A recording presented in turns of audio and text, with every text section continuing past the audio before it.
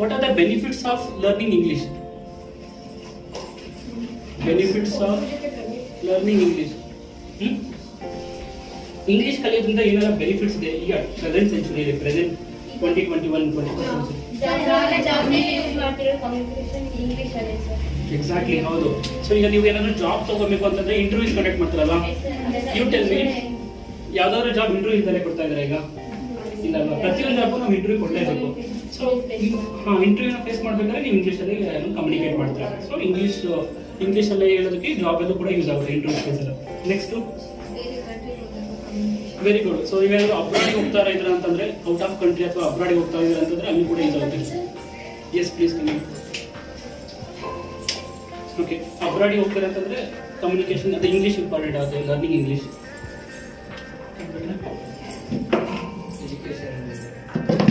So ನೀವೇನೇ education ಮಾಡಿ, okay, so B it ಏನೇ ಡಿಗ್ರಿ ಬೇಸಿಕ್ ಡಿಗ್ರಿ ಎಲ್ಲ ಇದಾವಲ್ವಾ, ಯಾವ ಡಿಗ್ರಿ ಜನರಲ್ ಆಗಿ ಸೆಕೆಂಡ್ ಪಿ ಯು ಡಿಗ್ರಿ ಮಾಡ್ಬೋದು. Exactly. So BA, BCom, BBA, BCA. So ಇದೆಲ್ಲ ಓದ್ತಾ ಇರ್ಬೇಕಾದ್ರೆ ಇಂಗ್ಲೀಷ್ ಬಂದೇ ಬರುತ್ತೆ. ಈ ಒಂದು ನೀವು ಕನ್ನಡ ಮೀಡಿಯಂ ಅಂತ ತಗೊಂಡಿದ್ರು ಕೂಡ ಇಂಗ್ಲೀಷ್ ಅಂತ ಒಂದು ಸಬ್ಜೆಕ್ಟ್ ಇರುತ್ತೆ ಅಲ್ವಾ? ಸೊ ಇಂಗ್ಲೀಷ್ ಮೇಜರ್ಸ್ ಅಂತಾನು ತಗೋತಾರೆ BA ದಲ್ಲಿ. ಆಮೇಲೆ BCA ಮಾಡಬೇಕಾದ್ರೂ ಪ್ರತಿಯೊಂದು ಸಬ್ಜೆಕ್ಟು ಇಂಗ್ಲೀಷ್ ಇರುತ್ತೆ. ಇಂಜಿನಿಯರಿಂಗ್ ಮಾಡಬೇಕಾದ್ರೂ ಇಂಗ್ಲೀಷ್ ಇರುತ್ತೆ. BCA, MCA, M.Com ಪ್ರತಿಯೊಂದಕ್ಕೂ ಇಂಗ್ಲೀಷ್ ಇರುತ್ತೆ. ಸೊ ಬೇಸಿಕಲಿ ಎಜುಕೇಶನ್ ಪರ್ಪಸ್ಗೆ ತುಂಬ ಇಂಪಾರ್ಟೆಂಟ್. ನೆಕ್ಸ್ಟು, ಸೊ ನೀವು ಇಂಗ್ಲೀಷ್ ಅನ್ನು ಕಲಿತ್ರೆ ಥ್ರೂ ಔಟ್ ದ ವರ್ಲ್ಡ್ ಎಲ್ಲಿ ಬೇಕಾದ್ರೂ ಹೋಗ್ಬೋದು. ಇದನ್ನ ಗ್ಲೋಬಲ್ ಲ್ಯಾಂಗ್ವೇಜ್ ಅಂತ ಹೇಳ್ತೀವಿ, ಕರೆಕ್ಟಾ? ಗ್ಲೋಬಲಿ ಯೂನಿವರ್ಸಲಿ ಅಕ್ಸೆಪ್ಟೆಡ್ ಲ್ಯಾಂಗ್ವೇಜ್ ಅಂದ್ರೆ ನೀವು ಯಾವುದೇ ಕಂಟ್ರಿಗೆ ಹೋದ್ರು ಕೂಡ ಸೊ ಇಂಗ್ಲೀಷ್ ಗೊತ್ತಿರುತ್ತೆ. ಇವನ್ ನೀವು ಈಗ ದುಬೈ ಹೋಗಿರ್ಬೋದು ಅಥವಾ ಜರ್ಮನಿ, ಜಪಾನ್, ಸೊ ಯಾವುದೇ ಕಂಟ್ರಿಲಿ ಹೋದ್ರು ಆ ಕಂಟ್ರಿలో ಒಂದು ಲ್ಯಾಂಗ್ವೇಜ್ ಇರುತ್ತೆ. ಜರ್ಮನಿಯಲ್ಲಿ ಜರ್ಮನಿ ಅಂತ ಯೂಸ್ ಮಾಡ್ತಾರೆ, ಆಮೇಲೆ ಜಪಾನಲ್ಲಿ ಜಾಪನೀಸ್ ಅಂತ ಯೂಸ್ ಮಾಡ್ತಾರೆ. ಬಟ್ ಆ ಕಂಟ್ರಿ ಲ್ಯಾಂಗ್ವೇಜ್ ಯೂಸ್ ಮಾಡಿದ್ರು ಕೂಡ ಇಂಗ್ಲೀಷ್ ಒಂದು ಎಲ್ಲರಿಗೂ ಗೊತ್ತಿರುತ್ತೆ. ಓಕೆ, ಅದಕ್ಕೋಸ್ಕರ ಗೊತ್ತಿರುತ್ತೆ. It's A global and universally accepted language ಅಂತ. ಸೊ ದಟ್ ನಿಮ್ಗೆ ಏನಾದರೂ ನೆಕ್ಸ್ಟ್ ಫ್ಯೂಚರಲ್ಲಿ ಏನಾದರೂ ಕೆರಿಯರ್ ಆಪರ್ಚುನಿಟೀಸ್ ಇತ್ತು ಅಂತಂದ್ರೆ, ಬೇರೆ ಕಂಟ್ರಿಗೆ ಹೋಗ್ಬಿಟ್ಟು ಜಾಬ್ ಮಾಡಬೇಕು ಅಂತಂದ್ರೆ ಸೊ ನಮ್ಗೆ ಗೊತ್ತಿರಬೇಕು.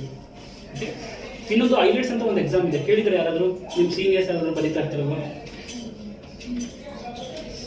ಅಂದ್ರೆ ಫಾರಿನ್ ಅಲ್ಲಿ ಈಗ ಇದನ್ನಂತೂ ಕೇಳ್ತಾರೆ, MBBS ಎಲ್ಲ ನಿಮ್ಮ ಫ್ರೆಂಡ್ಸ್ ಎಲ್ಲ ಮಾಡ್ತಾರಲ್ವಾ? MBBS ಆದ್ಮೇಲೆ ನೆಕ್ಸ್ಟ್ ಡಿಗ್ರಿ ಮಾಡಕ್ಕೆ MD ಅಂತ ಹೇಳ್ತೀವಿ. ಆ MD ಮಾಡಕ್ಕೆ ಯೂಶಲಿ ಏನ್ ಮಾಡ್ತಾರೆ ಅಂದ್ರೆ ಫಾರಿನ್ ಕಂಟ್ರೀಸ್ಗೆಲ್ಲ ಹೋಗ್ತಾರೆ. ಓಕೆ, ಆಗ ಹೋಗ್ಬೇಕಾದ್ರೆ ಈ ಒಂದು ಟೆಸ್ಟ್ ಅಂತ ಹೇಳ್ತೀವಿ, ಇದನ್ನು ಈ ಟೆಸ್ಟ್ ನ ಪಾಸ್ ಮಾಡೇ ಹೋಗ್ಬೇಕು, ಐಲೆಟ್ಸ್ ಅಂತ. ಸೊ ಐಲೆಟ್ಸ್ ಅಂದ್ರೆ ಇದು English learning and listening skills ಅಂತ. ಅಂದ್ರೆ ನಿಮ್ಗೆ ಇಂಗ್ಲಿಷ್ ಅಂದ್ರೆ ಫಾರಿನ್ ಕಂಟ್ರಿಯಲ್ಲಿ ಬೇರೆ ಬೇರೆ ಆಕ್ಸೆಂಟ್ ಇರುತ್ತೆ, ಗೊತ್ತಾ? ಇಂಗ್ಲಿಷ್ ಮೂವೀಸ್ ಎಲ್ಲ ನೋಡಿದ್ರಾ ನೀವು? ನೋಡಿದ್ರೆ ನೀವು ನೋಡ್ತೀರಾ? ಅದರಲ್ಲಿ ಅವ್ರದ್ದು ಆಕ್ಸೆಂಟ್ ಬೇರೆ ಇರುತ್ತೆ, ಅಂದ್ರೆ ಅವ್ರು ಹೇಳೋ ಒಂದು ವಾಯ್ಸ್ ಕೂಡ ಬೇರೆ ಇರುತ್ತೆ, ಅದನ್ನ ಆಕ್ಸೆಂಟ್ ಅಂತ ಹೇಳ್ತೀವಿ. ಸೊ ನಾವು ಅದನ್ನ ಕೇಳಿಸ್ಕೊಂಡಾಗ ನಮ್ಗೆ ಅರ್ಥ ಆಗ್ತಿದೆಯೋ ಇಲ್ಲೋ ಅಂತ ಚೆಕ್ ಮಾಡೋದಕ್ಕೆ ಈ ಒಂದು ಟೆಸ್ಟ್ ನ ಕಂಡಕ್ಟ್ ಮಾಡ್ತೀವಿ, ಐಲೆಟ್ಸ್ ಅಂತ. ಇದ್ರಲ್ಲಿ ಪಾಸ್ ಆದ್ರೆ ಮಾತ್ರ ಔಟ್ ಆಫ್ ಕಂಟ್ರಿ ಹೋಗ್ಬಿಟ್ಟು ಜಾಬ್ ಮಾಡೋಕ್ಕಾಗಿರ್ಬೋದು ಅಥವಾ ಎಜುಕೇಶನ್ ಮಾಡೋಕ್ಕಾಗಿರ್ಬೋದು ಪರ್ಮಿಷನ್ ಇರುತ್ತೆ. ಸೊ ನೆಕ್ಸ್ಟ್ ಏನು ಬೆನಿಫಿಟ್ಸ್ ಇದೆ?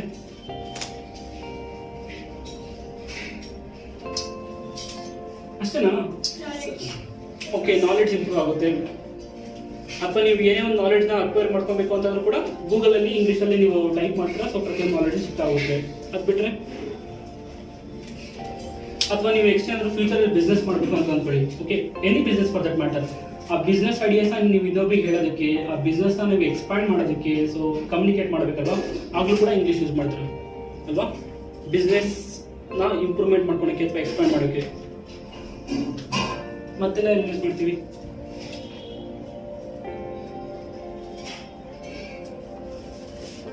ಎಲ್ಲಿ ಯೂಸ್ ಮಾಡ್ತೀವಿ?